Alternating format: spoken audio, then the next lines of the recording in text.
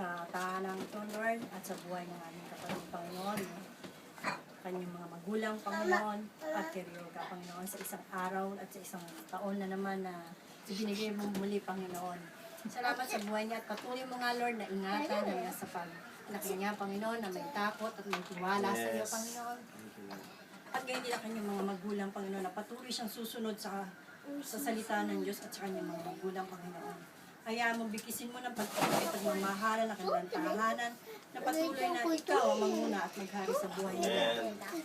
Tuluyan nga na ibigay mo, Panginoon, ang patuloy na pagpapala at patuloy na kagalingan sa anuman lumalapit ng mga sakit, Panginoon. Ikaw nga po magbigay, Panginoon, ng mga kahilingan nila, Panginoon. Higit sa lahat, na patuloy mong iingatan ang batang ito na si Ryoga, Panginoon. Hayaan mo sa kanyang paglaki, maging masunurin at patuloy, Panginoon, na maraming kaibigan, maraming pakikisama, na patuloy siyang makaunawa at makaintindi sa iyong salita at sa mga kapwa niya, Lord. Patuloy mo nang bigyan mo siya ng mabait na kaibigan at mga magulang at kapatid, at patuloy na sila po ang magbigay ng liwanag sa buhay ni Ryoga, Panginoon.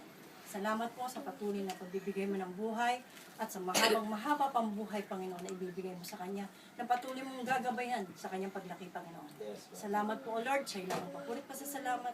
In Jesus' mighty name, sa buhay ni Ryoga. Amen. Amen. Kain mo na yung mga bata. Diyan na, spaghetti, gohan, dolce. Kiki! Jewa. Yagata na siya. Ha? Yes na na.